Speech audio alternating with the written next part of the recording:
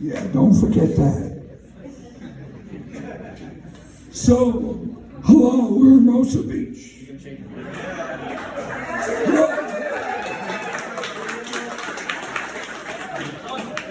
I come from Newark, New Jersey, to put this town on the map.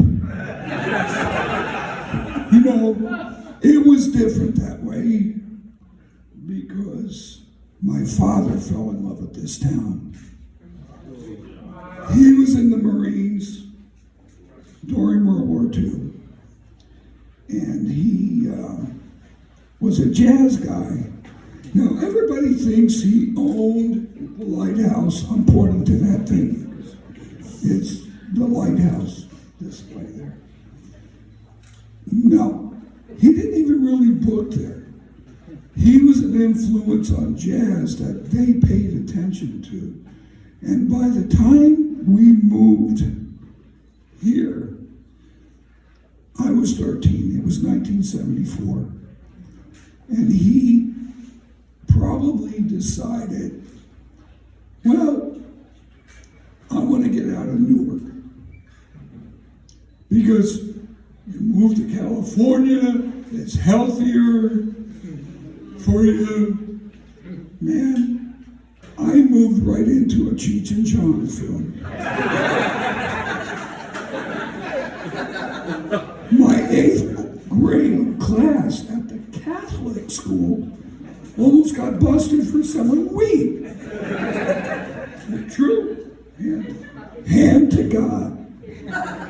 But my story, I mean, it'll be a long one, but I'm going to give you a Reader's Digest. I used to live first we lived in Hermosa. And then Maricosta, or the South Bay School District, changed the borders. From, I used to live in 901 Hermosa Avenue, and I was allowed to go to Maricosta, but I didn't really go to school. I already knew I wanted to play music since I was 5 years old, since I saw Hee Haw, since I saw Roy Clark play every instrument, every day, every week. He would play a banjo, he would play a guitar, he would play the bass. I go, I want to do that. So I already knew my calling. So I never finished high school. I used to ditch school. First I went to Maricosta, and then they changed the border. So I had to go to Redondo. They gave me a choice at Costa. You could go to Shores, where the bad kids go. Or you could go to Redondo, which is like purgatory. For Costa, come on. Come on. Dondo was different. They had even more clicks. Then he was right. Jocks would want to beat you up at Costa, but that was it. And then I met a bunch of punk rockers over there. And we were learning, but they were actually glitter people, but then we moved into punk rock. And when I went to Redondo, there weren't any rockers. There were cholos and jocks. And, even more cliques. But, I don't want to talk about the politics too much, but I will. I never saw that many people of color over in, except for Earl.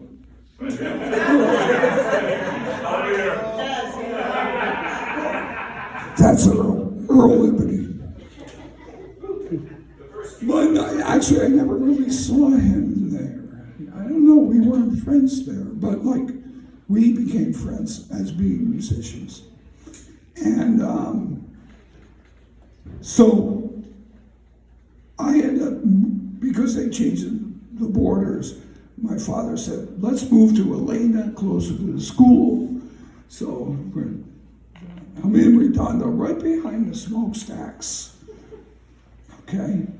And I met this guy named Ron Reyes, and we heard about this band called Panic. And I go, that's a British band. And he goes, yeah, I think they're going to change their name, which they did. And we used to go down. Black Flag never really played their first official gig until January of 1979 at Redondo Moose Lodge, because Hollywood they did not allow them to play. Because, I don't know why, it was a big clique.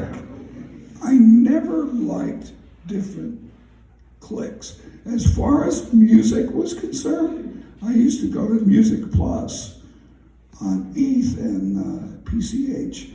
And I thought every music should just be in alphabetical order. There shouldn't be this little punk section, and then rock, and then jazz. I thought it was all, at that age, I thought it was bullshit. You know, it's music. I grew up with a musical family. So, living on Elena and Catalina, I met this guy, Ron Reyes. Do you know who he is? It was Dez and Ron. And Dez and Ron used to go to gigs in Hollywood. He had a Cortina. Robo had a Cortina, because they were really small Fords, and you could get good gas mileage. I'm sorry to bring up gas. So we used to, me and Ron, he lived on the same block. We used to, his car, I never driven a car ever in my life, as I stand here, okay? So I took after my mom. So we used to drive around in the Cortina where we sprayed like Sex Pistols and Johnny Thunders and New York Dolls on the car. And then we would see punkers and we'd roll down the window and go get a fucking job. And we were punkers, you know. So he ended up joining Black Flag, of course, as you know. And then he quit at the Fleetwood one night, which was a spectacular show. It was bizarre. It was the strangest thing I've ever seen. Because at the end of the show, Black Flag ended up inviting the audience on stage, and they all did Louie Louie, like 100 people were on stage. And that was weird, but I kind of lost contact with Ron after that, up until fairly recently, and we're still really good friends, but we used to be Dez and Ron. That's how Black Flag knew us. Red Cross. And it's funny, he was in Red Cross, then I was in Red Cross. He was in Black Flag, then I was in. It was getting monotonous. But my point here is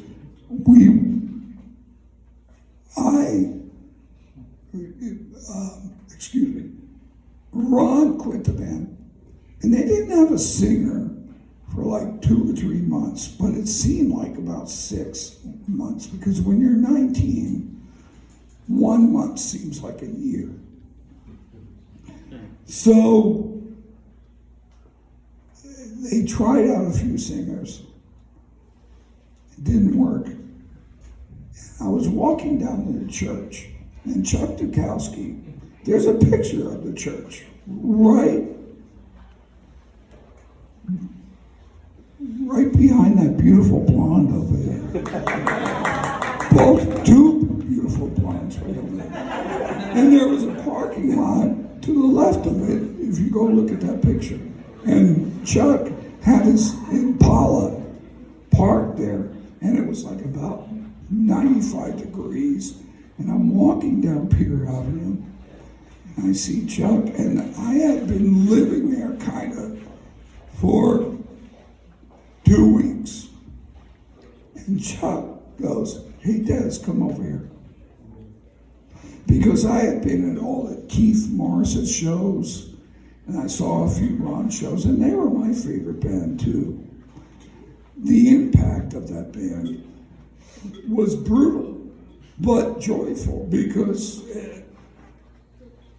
it was like hearing Raw Power for the first time by Iggy Pop or something like that. Or even when I was 9 years old and hearing Jimi Hendrix, the power of it. So he was in that parking lot by the church to the left. And he goes, "Dez, come over." He goes, he opened up the trunk. He gave me a Bergie beer. Yeah. 49 cents a quart. He gave me a Bergie. He gave me a Bergie beer down in 90 degrees in his trunk with no cooler. And he goes, "You want a beer?" And I go, "Yeah, sure, Chuck." And he gave it to me, and I go, "What's up?" And he's looking at me funny, because before I used to go to every practice. They didn't play that many shows with Keith. They did, but not that many. He was in the band for like 2 years, and they went once to San Francisco, and they tried to play, but they didn't play that many shows. They played the Hong Kong Cafe and a bunch of gigs, but a handful. And I know those guys were so serious, they wanted to bust out, just like I did. And, so he gives me a beer and he goes, "Now, I'm not a singer.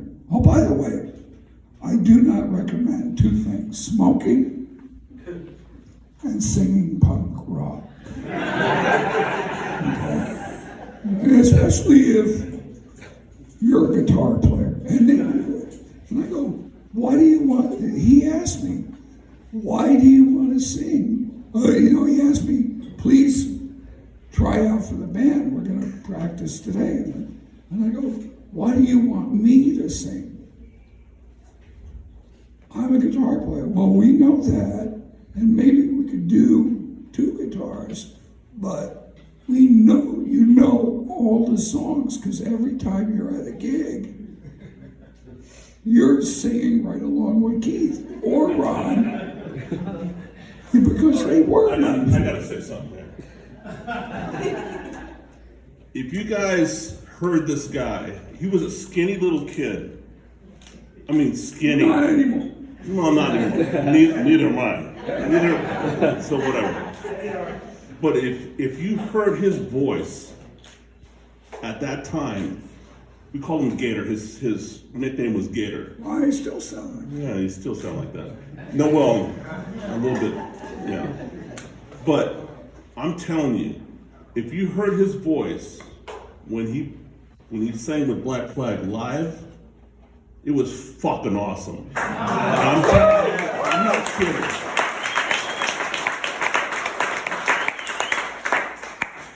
I was here when I saw Chavo, I saw Keith, but there was something about Black Flag and Dez that I fucking loved. And I'm gonna be honest with you, Henry, I love you, but Dez was my favorite singer with Black Flag.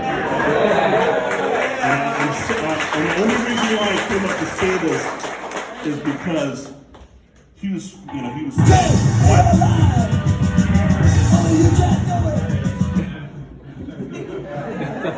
Hey kid, go have a beer.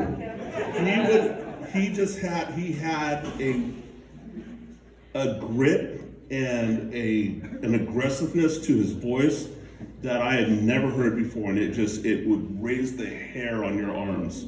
I'm not kidding. So I just wanted to say that I was there back in the day, and he knows. I mean, we've got so much that it's like with his dad and my dad, and I could go into like fucking stories forever. But I'm telling you, Gator was a fucking shit.